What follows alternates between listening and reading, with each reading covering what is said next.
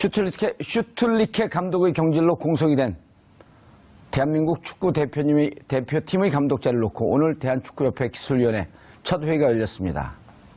위기에 빠진 한국 축구의 새 사령탑으로 신태용 감독이 선임됐는데요.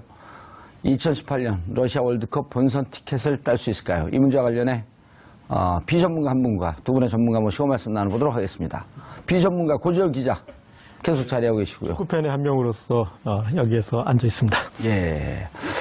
자, 한준희 KBS 축구 해설위원 자리하셨습니다. 네, 안녕하세요. 예, 박찬하 KBS N스포츠 해설위원 자리하셨습니다. 네, 안녕하세요. 오늘 처음 오시죠? 네, 처음 왔습니다. 방송 엄청 좋죠? 네. 예, 출연료도 많이 드립니다. 네, 알고 있습니다. 자, 시청자 여러분들께서도 샵5400으로 다양한 의견 보내주시기 바라겠습니다. 페이스북 라이브로도 시청하실 수 있습니다. 자, 우리가 오늘 세 가지 주제를 하는데요. 네. 첫 주제는 ICBM. 그것도 그 탄두가 둥글거든요. 예. 마지막도 축구공. 네. 둥글게 시작해서 둥글게 끝나는 거야. 너무 좀 갖다 붙이시는 것 같고. 그런 것 같아요. 자, 오늘 6차 대한축구기술위원회가 열렸죠.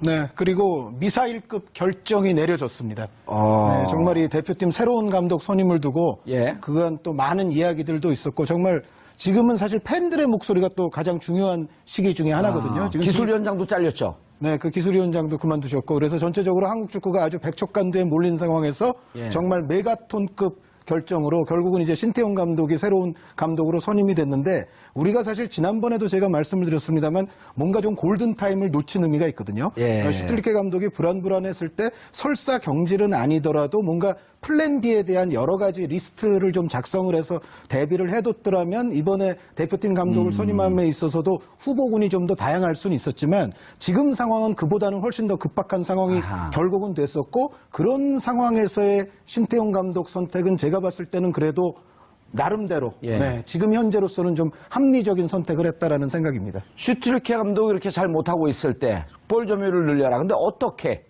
할 때 그 일종의 부역자 역할을 했다 그랬잖아요. 비판하지 않고. 아주 슈틸리케 감독 초중반까지만 해도 예. 비판하는 사람이 조금 이상한 사람처럼 빛을 우려는 분명히 있었습니다. 그것이 어찌 보면 우리가 좀 이 외국인 감독에 대한 어떤 맹신에서 비롯하는 것일 수도 있는데 앞으로는 이제 우리도 좀 더 냉정해야 되겠다는 생각을 합니다만 전체적으로 외국의 이제 선진 축구 국가들을 보면 감독이 약간 이제 위태위태할 수도 있기 때문에 이제 이런 상황이 되면은 후보군 감독들의 리스트를 좀 작성을 하면서 이후의 상황을 대비를 하거든요. 근데 우리는 사실 그런 상황까지는 이르지 못했습니다. 플랜 B가 없었다. 박찬하 해설위원님은 슈틸리케 감독 비판했어요, 안 했어요? 뭐, 저도 뭐 그런 의미에서는, 부역자예요? 네, 그렇죠. 네. 왜 그런데 이렇게 뭐, 부역자가 많아요? 변명 아닌 변명을 해보자면, 슈틸리케, 네. 예, 해보세요. 네, 변명 아닌 변명을 해보자면, 그러니까 이런 게 있어요. 저희가, 뭐, 한국에 이렇게 새로운 감독이 오고 이랬을 예. 때, 뭔가 그 감독이 우리 축구를 이끌고 잘할 수도 있고 잘 못할 수도 있잖아요. 아하. 근데 뭔가 해보기도 전에 안 될 거야. 못할 거야.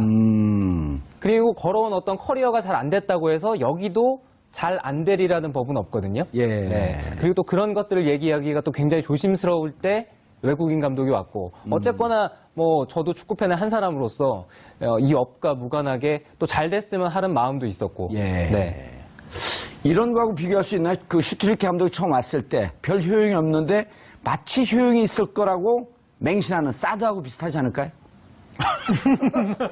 자기 최면을 좀 걸 수도 있죠. 사드가 지금 그 북한 핵을 막는지 안 막는지도 모르는데 막 막는다고 믿는 사람들이 있거든요. 유사한 부분도 있고 유사하지 않은 부분도 있는 것 같은데요. 네. 과연 한국 축구의 이러한 유형의 지도자가 맞는 것이냐. 예. 네. 거기에 있어서는 좀 유사한 면도 있는 것 같고. 오늘 네. 축구에다가 이렇게 막 갖다 붙이는 분위기인 것 같아서 저도 하나만 갖다 붙이겠습니다. 그러니까 사드 갖다 붙이시고 예. 또 공 뭐 갖다 붙이고. ICBM 갖다 붙이니까 예. 저는 이제 이 축구협회가 좀 정치로 보자면은 당에서 이제 비대위를 만드는 상황과 비슷하지 않습니까? 그러니까 그래서 그렇지. 예. 예, 그런데 지금 팬들의 요구는 기술위원회를 비대위 체제로 가는 게 아니라 축구협회 자체 주류 교체를 원하시는 것 같아요. 그러니까 당에서 희생양의 범위를 어디까지 두느냐 보면, 근데 보면은 지금 이용수 전 기술위원장도 기술위원장에서는 물러나셨으면서 축구협회에서는 안 물러나셨어요. 그래요? 예. 오. 그래서 지금 부회장 자리를 유지하고 계시는데 지금 팬들은 한국 축구에 요구하는 그런 움직임은 기술위원회 수준이 아니라 이 축구협회 자체가 바뀌어야 된다고 얘기하고 있는데 지금 이 8월에 이제 남아있는 월드컵 최종 예선을 놔두고 희생양들만 앞에 세워두는 거예요. 그래서 일단은 신태용 감독이 먼저 희생양이 되고. 의미 있는 얘기예요. 일테면 국민의당이 이제 그 증거조작. 예? 이후에 단독 범행으로 지금 결정을 내린 거 아니에요? 아니, 이용수 해설위원이 문제가 있어요? 하려면 축구협회 전체로 쇄신하라는 게 네티즌들의 분위기인데 어떻게 생각하세요? 아니, 의미 있는 지적 아니에요? 축구협회의 전체 쇄신이 예. 만약에 앞으로 두 경기 예. 8월 31일, 9월 5일이 잘못되면 예. 회장부터 물러나야 돼? 불가피하게라도 뭔가 큰 폭의 쇄신이 다가올 가능성은 저는 아주 높다고 생각을 합니다. 슈틸리케처럼 얘기하지 말고요. 구체적으로.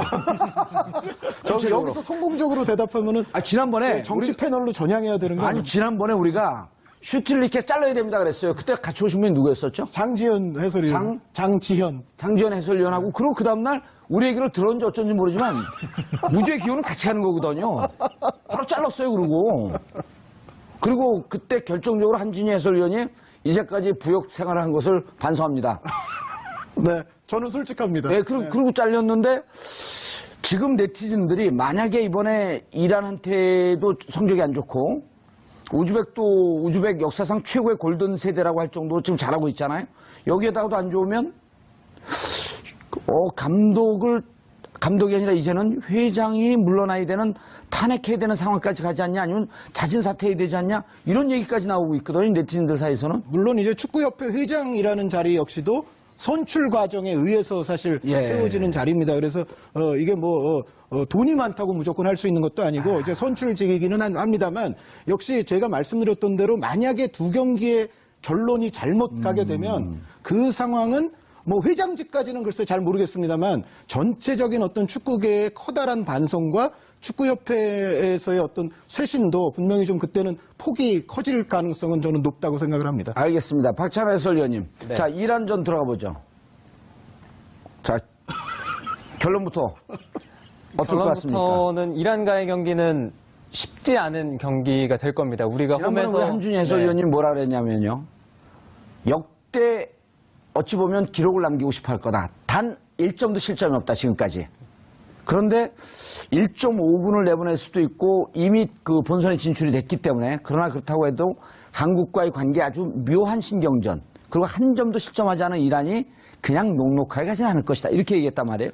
충분히 그럴 가능성이 있죠. 그리고 예. 주전이 나오면 주전이 나오는 대로 우리에게 좀 까다로운 상대. 그리고 만약에 주전이 빠진다고 했을 때 저는 일부 선수들이 지금 불가피하게 징계로 못 나오는 선수도 있긴 한데 어떤 감독이 그 주도적으로 선수를 바꿨을 때 오히려 이게 더 까다로운 경기가 될 수도 있다는 생각을 하거든요. 그 이유는 앞으로 이제 최종 예선이 이란도 2경기가 남아있죠. 의미가 있는 경기라고 보긴 어렵지만 만약에 이 경기에서 주전급 선수를 내보내지 않고 1.5군 혹은 그동안 경기에 출전 기회를 잘 잡지 못했던 선수들이 나왔을 때 이 선수들이 그 2경기를 통해서 감독에게 뭔가 어필하고자 하는 마음이 컸을 때 월드컵에 나가고자 하는 마음은 선수 누구나 가지고 있을 거잖아요. 그러면 자기의 능력을 150% 발휘하는 그렇죠. 혼신의 노력을 할 경우 우리한테는 더 까다로울 수 있고 또 그 선수들이 후보이기 때문에 정보가 노출이 잘 안 돼서 대응이 잘 안 되고 네, 오히려 분석하기는 좀 더 어렵고 바로 직전에 국제적인 좋은 사례가 있습니다. 최근에 벌어졌던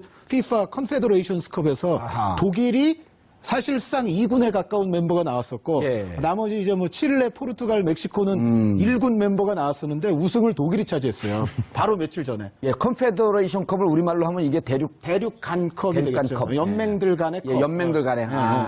그런데 그런 사례에서도 보듯이 1.5군, 2군 나온다고 해서 그 팀이 심각하게 약화되리라는 법은 전혀 없다고 저는 생각합니다. 그러니까 이란 선수들에게도 1.5군이면 그중에 한 서너 명만 교체가 되는 거 아니에요, 주전에서? 이 서너 명이 이번에 내가 본선에 가서 뛸 수 있는 내 실력을 보여줄 수 있는 절호의 찬스다.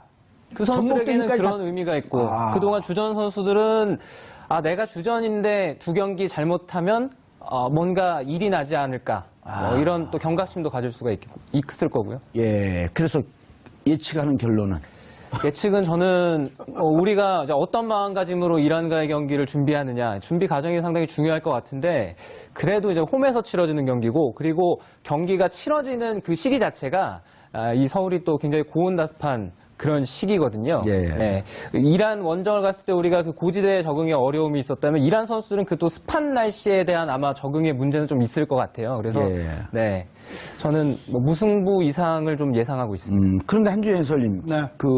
이란 선수들이 아시아 선수들 중에서도 피지컬이 가장 좋잖아요. 이란은 사실상 피지컬적으로 보면은 유럽에 가까운 그렇죠. 신체 조건이죠. 예. 그 부분이 우리를 상당히 괴롭히는 부분인데 이란 같은 경우는 사실 선수들의 평균적인 기본기도 꽤 좋습니다. 좋고요. 그런데 이렇게 평균적인 기본기가 꽤 좋고 신체 조건도 좋은 팀이 스타일적으로는 실리 축구를 합니다. 또 사실 좀 몰아붙여도 될 듯한 전력이고 신체 조건임에도 불구하고 이란의 전체적인 전술은 수비 밸런스를 일단 굳히고 나서 뭔가 한두 방으로 승부를 결정짓는 스타일이거든요. 그건 선수 개개인의 기량이 좀 뛰어나다기 때문에 구사할 수 있는 전술 아닌가요? 그러니까 통상적으로 이런 전술은 사실은 약팀들이 좀 더 많이 구사를 하죠.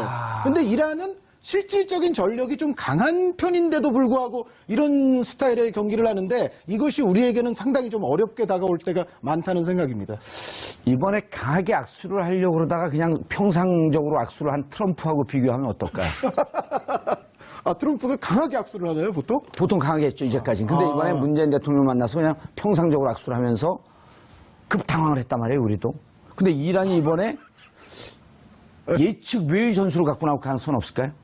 그러니까 만약에 그렇다면은 이제 박찬하 위원 이야기대로 로테이션을 좀 많이 돌리면서 선수들의 능력을 한번 시험해보는 계기로 삼는다면 그러면 아마 이란이 평상시보다는 조금 더 공격지향적이고 호방한 전술을 사용할 가능성도 없지 않아는 있는데 그럼에도 불구하고 선수가 좀 바뀌더라도 스타일은 좀 비슷하게 갈 가능성이 케이로스 감독에게는 더 높다고 생각을 합니다. 빗장을 채우고 네네. 그리고 뭡니까 역습 위주로. 근데 그게 우리를 상당히 여태까지 괴롭게 왔거든요. 그 케이로스 감독은 또 신경전에 능한 감독 아니에요? 그렇죠. 예. 신태용 감독은 어떤가요? 그 신경전이 들어왔을 때. 신태용 감독도 사실은 신경전이라든가 심리전 그리고 말싸움 이런 것에서는 사실 밀리는 감독은 절대로 아닙니다. 신씨 아니에요? 신경전. 신씨가 좀 강하나요? 그런지는 잘 모르겠어요. 확인이 안 된 겁니다. 그런데 어쨌든 신태용 감독도 그게 강하기는 한데 그렇다고 하더라도 일단 우리 입장에서는 지금 그런 쪽에 신경을 더 기울일 여가는 별로 없는 것 같아요. 우리는 어디까지나 상대를 정말 면밀히 분석해서 장단점 파악을 제대로 해서 그쪽을 아주 약점이 있다면 그 부분을 제대로 공략을 해서 이번에는 승점이 중요한 것이지 사실 뭐 신경전이나 이런 건 한국의 상황에서는 지금 여유가 별로 없다는 생각입니다. 박찬하 해설위원, 하고 싶은 악수 얘기 얘기에서 있어요? 잠깐 악수 얘기 나가지고 악수 얘기에서만 잠깐 끼어들겠습니다. 보면 트럼프 악수가 세계적으로 지금 이슈인데 거기 보면 이제 준비된 또 다른 다른 나라 수반들은 정상들은 잘 대비를 합니다. 그 중에 좀 인상 깊은 게 이제 트리도 캐나다 총리 같은 경우는 이 트럼프 악수할 때 이제 다른 손을 활용해야 돼요. 그러니까 오른손으로 악수할 때 왼손으로 트럼프가 잡아당기잖아요. 그러니까 왼손으로 지지대를 받쳐가지고 그래서 이제 악수를 했는데 문재인 대통령 악수할 때 제가 아는 한의사분이 발견을 했는데 문 대통령이 이쪽을 잡았어요. 이렇게 왼손을 잡았는데 거기 그 급소를 잡았네. 곡지혈입니다. 그게 곡지혈. 곡지혈인데. 잘 쓰는 겁니다. 그게. 갑자기 잡았을 때 이 아픔을 느끼는. 요 부위거든요, 그게. 여기서 이제 꾹 눌러주면 손에 힘을 못 쓰지. 문재인 대통령은 곡지혈을 잡았었습니다. 축구에서의 전략 전술과 비슷하네요. 비슷하죠. 트럼프와 악수를 하기 전에는 반드시 사전에 아주 치밀한 전략 수립이 있어야 된다. 그렇죠. 예를 들어 그때 우리 2002년 월드컵 때 히딩크가 저 선수는 페인팅을 쓰고 치고 들어갈 때 결국 왼쪽으로 치고 오기 때문에 페인팅을 쓰고 왼쪽으로 흐르면서 막아라. 그래갖고 계속 걸렸다는 거 아니에요? 히딩크 감독은 정말 그 세밀한 디테일한 수들이 많았어요. 그러니까 그라운드 안에서 일어날 수 있는 세밀한 상황에 선수들로 하여금 요럴 때는 요렇게 저럴 때는 저렇게 이것을 지시를 해놓고 어떤 경우에는 관중들의 반응까지도 미리 예상을 해서 뭔가 디테일한 방법을 선수들에게 알려줬었는데 이번 이제 우리가 남겨둔 두 판이야말로 이런 것들까지도 우리가 필요한 상황이 아닌가라는 생각입니다. 박찬하 해설위원님. 근데 지금 우리가 찬밥 더운 밥 가릴 때 아니잖아요. 그렇죠. 네. 예를 들고 이란에 대응해서 맞춤형 전략을 세운다? 맞춤형 전술을 세운다가 아니라 이제는 다시 원점에서 무조건 할 수 있는 걸 다 할 수밖에 없는 어떤 전략을 쓸까요? 저는 이란을 상대로는 우리도 그냥 지지 않아도 만족한다라는 생각을 가지고 축구를 했으면 좋겠거든요. 네, 그러니까 이란이 이번 최종 예선을 보면은 2번을 이기고 나머지 경기를 다 이겼고 심지어 실점도 지금 한 골도 내주질 않고 예. 있는데 고전을 했었던 경기가 중국전 시리아전이거든요. 아하. 네, 근데 스타일로 봤을 때는 중국과 시리아가 A조에서는 그나마 선수비 후역습을 하려고 노력하는 팀이에요. 네, 그리고 그것들이 잘 됐을 때 좀 경기가 잘 풀리기도 했고. 근데 우리는 항상 어느 팀을 만나도 이기려고 그러죠. 이기려고 하고 또 점유에 집착을 하고 점유에 집착을 하다 보니까 수비 라인이 위로 올라가고 그럼 뒤에 노출이 많이 되고 거기다가 이제 수비 실수 나오고 뭐 패스가 뒤에 노출이 많이 되게 잘리면서 되면 역습에 네. 약하고. 네. 그러니까 그런 어떤 문제점들이 있기 때문에 이란을 상대할 때 오히려 이란이 하는 것처럼 우리가 이란을 상대한다면 오히려 당황하는 쪽은 이란이 될 것 같거든요. 네. 그러니까 이번에 반드시 이겨야 된다는 강박관념 때문에 수비 불안을 노출시키지 말고 이번에는 비교도 그 다음에 또 한번 마지막 우즈벡과의 기회가 있으니 조금 여유 있게 강박관념 좀 없이 대응하면 좋겠다. 그리고 또 이란이 우즈베키스탄 원정 떠나기 전에 치러지는 경기이기 때문에 예. 거기서 소모가 많게 되면 원정 가서 우리가 100%를 또 발휘하지 못하게 되거든요. 이란과 우즈벡과의 그 경기 그 텀은 어떻게 되나요? 이란하고 얼마 있다가 하나요? 8월 31일 그리고 9월 5일이 원정 경기거든요. 야, 일주일 텀이면 그냥 그 아주 그 최선의 기간만 준 거네요. 네, 그 뭐 A매치는 보통 이렇게 열리죠. 그런데 여기 박찬하 의원 이야기에 굉장히 시사하는 부분이 있는 것이 예. 우리가 너무 이겨야 된다라는 강박관념 속에서 경기를 하게 되면 지나치게 되면 오히려 우리의 실책이 나올 수 있는 확률이 더 높아집니다. 그런 것보다는 오히려 안정적인 수비 밸런스 속에서 사실 비기면 안 되거든요. 이란전을 이기긴 이겨야 되는데 수비 밸런스를 일단 안정적으로 갖추고 여기서 우리도 이란처럼 한두 골로 뭔가 좀 승부를 내려는 그러한 어떤 안정적인 형태의 전략이 승리도 가져오면서 전체적으로 우리의 좋은 상황을 만들 수가 있고 오히려 이 경기 반드시 필승해야 된다고 해서 너무 초반부터 성급하게 나서다가는 오히려 우리 진영 쪽에서 실수가 나올 확률이 높다는 거. 이러한 점은 대표팀도 충분히 앞으로 좀 각인을 해야 될 것 같습니다. 예, 유럽파들의 컨디션은 지금 어떤가요? 해외파들의 상황은 좋진 않죠. 손흥민 선수도 지난 카타르 원정 경기에서 부상에서 완전 회복이 안 됐나요? 네. 예. 복귀 불투명 상황이고 기성용 선수도 계속 무릎이 좋지 않은 상황에서 소속팀 그리고 대표팀 경기를 병행을 했거든요. 예. 네. 지금 또 수술을 한 상태이기 때문에 기성용 선수 역시 100% 컨디션으로 복귀한다 이런 보장이 없는 또 우리 운명에 걸린 두 판이거든요. 이청용 선수도 그 박정우 게임을 선수는 전체적으로 좋지가 않죠, 지금. 게임을 많이 안 뛰었죠. 네. 팀의 그래서 나머지 선수들은 이제 출전이 시즌이 개막하고 난 다음인데 과연 얼만큼 또 몸 상태가 올라왔을지 그것은 또 그때 가봐야 알 것 같습니다. 저는 그러니까요. 이번에 이제 관련해서 기사들을 쭉 보면서 결론을 내렸습니다. 아, 마음을 비우는 수밖에 이번에는 이 마음을 비우지 않기가 힘들더라고요. 아까 말씀하셨던 그런 여러 가지 조건들 그리고 지금 이제 그 짧은 기간 안에 이 우리 축구가 신태용 스타일로 바뀔 수 있는 것이 이런 거 보다 보니까 참 마음 비우기 힘든 국면인 것 같다. 그리고 결국 축구팬 입장에서 우리가 또 확인하고 싶은 거는 그게 맞는 건지 모르겠지만 우리가 또 한국 축구의 저력인 뭐 정신력이나 그다음에 또 하나가 되는 모습 만약에 지더라도 그런 모습 정도 확인하고 싶은 게 또 팬의 마음인 것 같습니다. 그런데 이제 축구나 운동 경기 이런 건 그 심리적인 요인이 강하지 않습니까? 화이팅 하면서 밀고 올라갈 때 그 힘이 무섭잖아요. 그러니까 절대 이길 수 없는 팀을 이기는 경우도 있고. 이번에 이제 문재인 대통령이 방미 오면서 1700만 촛불 시민으로 교체된 촛불 혁명이 있었던 나라라고 하는 것이 자랑스러웠다. 근데 지금 그 정권 교체되고 분위기가 좋단 말이에요. 이럴 때 축구가 벌어지는데 이거 지면 안 된다. 이런 심리적 요인은 정치 심리적 요인은 없을까요? 정치 심리적 요인까지는 모르겠지만 지금 하신 말씀을 제가 그대로 예. 받아서 말씀을 드리자면 1700만 촛불혁명의 열기를 능가할 정도의 정신력을 이번 두 판에는 우리 코칭 스태프부터 뭐 대한축구협회는 물론이고 개개인 선수들까지 다 보여줘야 됩니다. 1700만 능가하는 수준의 정신력이 나와야 되는 두 경기입니다. 네, 사실 제가 항상 강조하는 이야기인데 지금 대표 선수 뛸 그 정도의 급의 선수들은 사실 이미 다 좋은 연봉 받고 있는 선수들이 많고 걱정이 없어요. 그런데 오히려 이번에 만약에 월드컵 본선을 못 가게 되면 훨씬 더 어린 후배들, 지금 이제 축구를 시작하는 후학들에게는 이것이 굉장한 악영향으로 다가옵니다. 그러니까 정말 이번에 대표 선수들은 사명감을 가지고서 이번 두 경기를 치러야 됩니다. 예, 박찬하 해설위원님. 근데 제가 이제 가장 가슴 아픈 게 기성용 선수 인터뷰를 봤는데 네. 국내에서 게임을 그 A매치 게임을 뛰고 나면 정말 이게 구장이냐 할 정도로 너무 속상하다.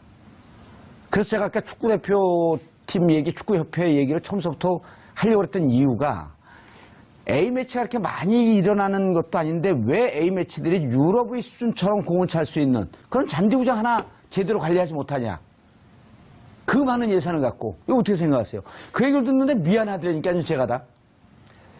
거기에 대해서 이제 얘기를 하려면 이 예. 프로그램의 시작과 끝을 핵심만 하나 얘기했어요. 원래 장하게 얘기하면 잘 모르는 거예요. 핵심만 하나. 핵심만 얘기하면 축구협회가 무능한가요? 아니, 뭐 그런 것보다는요. 예. 축구장에서 축구만 할 수 있는 환경이 아니기 때문에 그렇습니다. 그럼 전용구장 만들면 되잖아요. 그 많은 예산 갖고. 전용구장이 만들어져 있지만 예. 네, 거기서 축구만 할 수는 없거든요.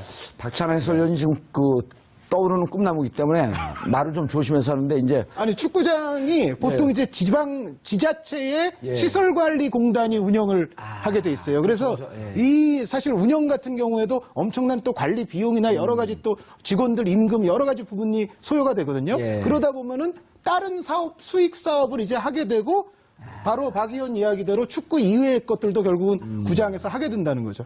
그렇다면 이제 축구만 하기에는 약간 좀 부족한 결국은 잔디 상태 같은 게 되는 거죠. 축구협회가 나서서 좀 개선할 수 있는 길은 없나요? 근데 그럼에도 이 경기장은 어디까지나 축구를 위해서 지어진 것이기 때문에 축구만 할 수 있는 환경이 아니라고 하더라도 그런 어떤 행사를 위해서 대관을 하고 난 다음에 원상복구 혹은 A매치에 앞서서는 A매치를 최적의 조건으로 치를 수 있는 그런 환경은 관리하는 쪽에서 만들어주는 게 저는 맞다고 봅니다. 알겠습니다. 축구협회도 그 부분에 대해서 좀 심혈을 기울여야 될 거고요. 예. 그렇죠. 네. 자, 한주희 해설위원님, 박찬하 해설위원님, 정치와 축구, 축구와 정치. 감사합니다. 감사합니다. 예. 슈틀리케 감독의 경질로 공석이 된 대한민국 축구 대표팀의 감독자를 놓고 오늘 대한축구협회 기술위원회 첫 회의가 열렸습니다. 위기에 빠진 한국 축구의 새 사령탑으로 신태용 감독이 선임됐는데요. 2018년 러시아 월드컵 본선 티켓을 딸 수 있을까요? 이 문제와 관련해 비전문가 한 분과 두 분의 전문가 모시고 말씀 나눠보도록 하겠습니다. 비전문가 고지열 기자 계속 자리하고 계시고요. 축구팬의 한 명으로서 여기에서 앉아 있습니다. 예.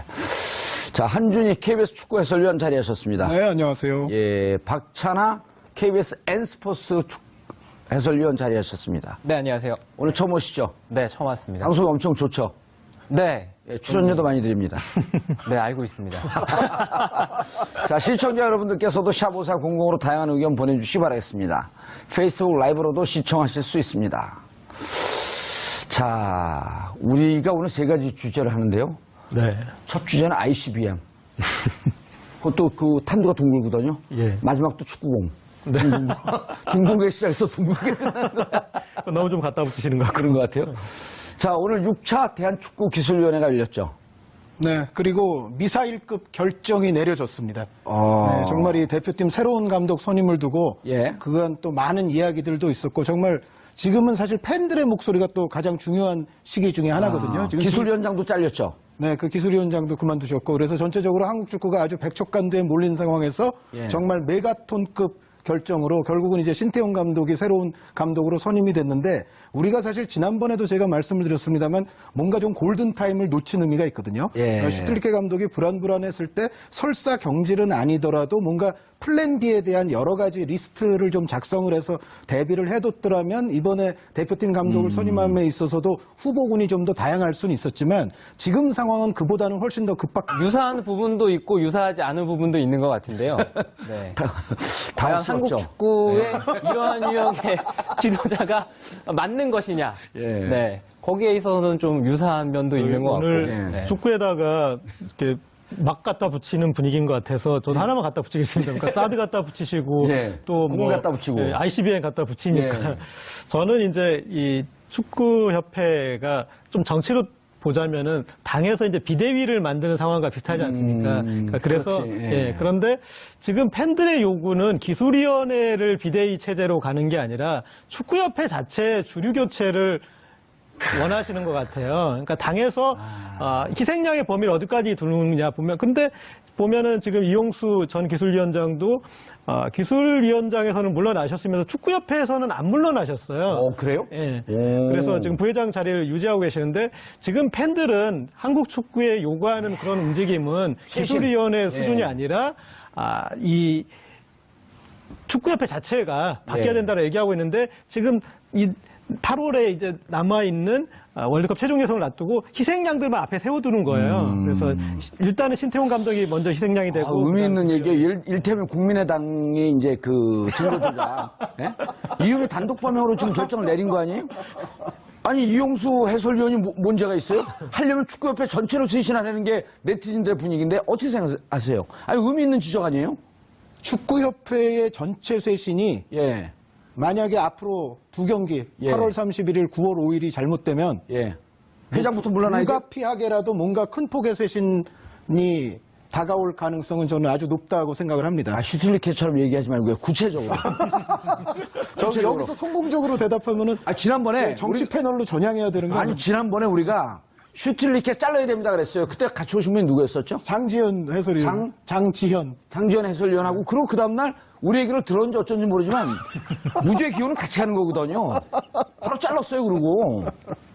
그리고 그때 결정적으로 한진희 해설위원이 이제까지 부역 생활을 한 것을 반성합니다. 네, 저는 솔직합니다. 네, 그리고 잘렸는데 지금 네티즌들이 만약에 이번에 이란한테도 성적이 안 좋고 우즈벡도 우즈벡 역사상 최고의 골든 세대라고 할 정도로 지금 잘하고 있잖아요. 여기에다가도 안 좋으면 감독이 아니라 이제는 회장이 물러나야 되는 탄핵해야 되는 상황까지 가지 않냐 아니면 자진 사퇴해야 되지 않냐 이런 얘기까지 나오고 있거든요. 네티즌들 사이에서는. 물론 이제 축구협회 회장이라는 자리 역시도 선출 과정에 의해서 사실 세워지는 자리입니다. 그래서 이게 돈이 많다고 무조건 할 수 있는 것도 아니고 이제 선출직이기는 합니다만 역시 제가 말씀드렸던 대로 만약에 두 경기의 결론이 잘못 가게 되면 그 상황은 회장직까지는 글쎄 잘 모르겠습니다만 전체적인 어떤 축구계의 커다란 반성과 축구협회에서의 어떤 쇄신도 분명히 좀 그때는 폭이 커질 가능성은 저는 높다고 생각을 합니다. 알겠습니다. 박찬하 해설위원님. 네. 자, 이란전 들어가 보죠. 자, 결론부터 어떨 것 같습니까? 결론부터는 이란과의 경기는 쉽지 않은 경기가 될 겁니다. 우리가 지난번에 홈에서 우리 한준희 해설위원님 뭐라 그랬냐면요. 역대 어찌 보면 기록을 남기고 싶어 할 거다. 단 1점도 실점이 없다, 지금까지. 그런데 1.5분을 내보낼 수도 있고 이미 그 본선에 진출이 됐기 때문에 그러나 그렇다고 해도 한국과의 관계에 아주 묘한 신경전 그리고 한 점도 실점하지 않은 이란이 그냥 녹록하게 가진 않을 것이다. 이렇게 얘기했단 말이에요.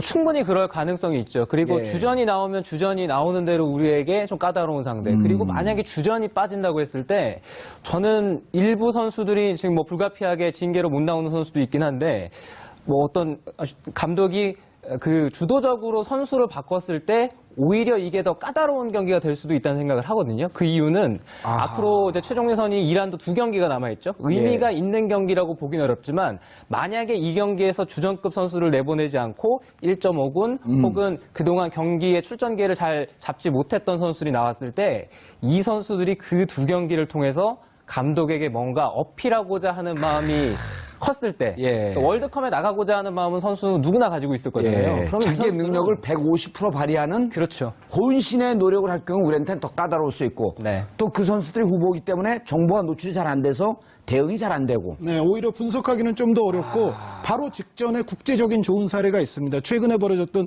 FIFA 컨페더레이션스컵에서 독일이 사실상 2군에 가까운 member가 나왔었고 나머지 이제 칠레, 포르투갈, 멕시코는 1군 멤버가 나왔었는데 우승을 독일이 차지했어요. 바로 며칠 전에. 컨페더레이션 컵을 우리말로 하면 이게 대륙간컵이 되겠죠. 연맹들 간의 컵. 연맹들 간의.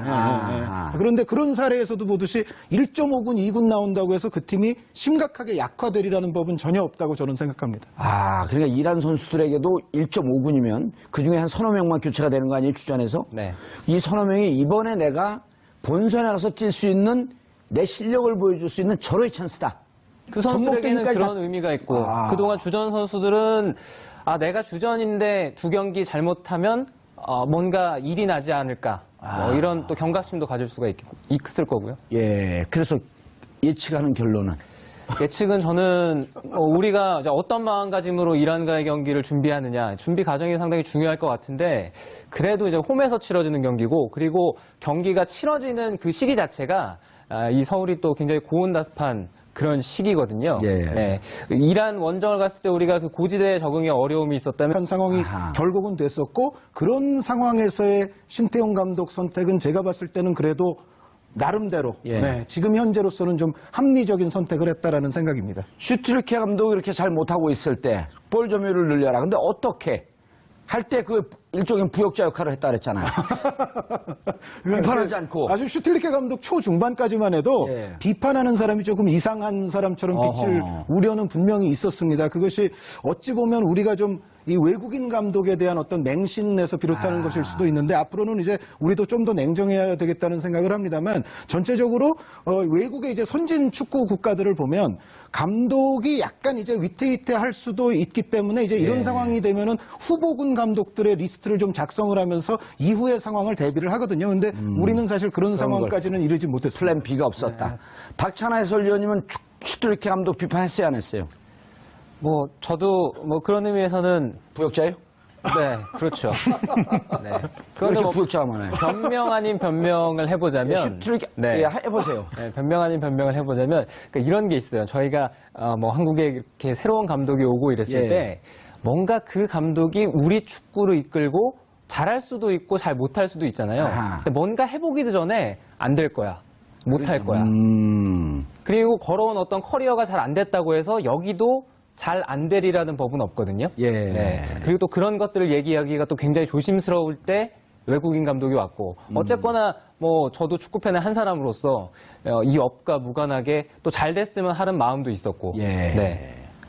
이런 거하고 비교할 수 있나요? 그 슈트리케 감독이 처음 왔을 때 별 효용이 없는데 마치 효용이 있을 거라고 맹신하는 사드하고 비슷하지 않을까요? 자기 최면을 좀 걸 수도 있죠. 사드가 지금 그 북한 핵을 막는지 안 막는지도 모르는데 막 막는다고 믿는 사람들이 있거든요.